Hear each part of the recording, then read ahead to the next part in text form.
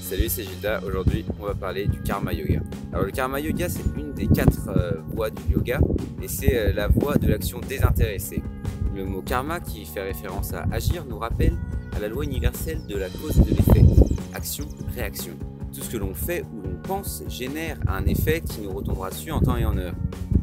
De la même manière que la destination d'une flèche est prédictible depuis là où elle est lancée, à moins d'être déviée par un objet extérieur, notre destinée peut être déterminée par nos actions passées et présentes.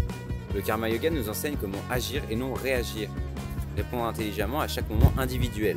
Quand on trouve l'intention adéquate dans chacune de nos actions, on s'ouvre à son réel soi et nous délivrons de notre masque.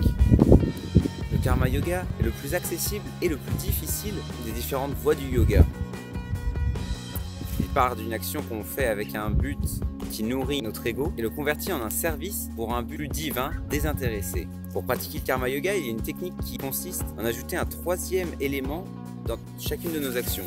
Par exemple, si tu cuisines un plat, il y a toi qui cuisine le plat et le plat qui est cuisiné par toi. Si tu rajoutais un 3e personnage qui voit l'action se dérouler, et maintenant revois l'action vue depuis les yeux de ce 3e personnage. De cette manière, tu ne t'identifieras plus comme le cuisinier, mais tu verras juste un plat se faire cuisiner. Rappelle-toi de ne pas donner de but et d'intérêt à ce 3e personnage. Tu peux prendre un personnage qui ne te jugera pas, par exemple Krishna, Bouddha, le Christ ou même un oiseau.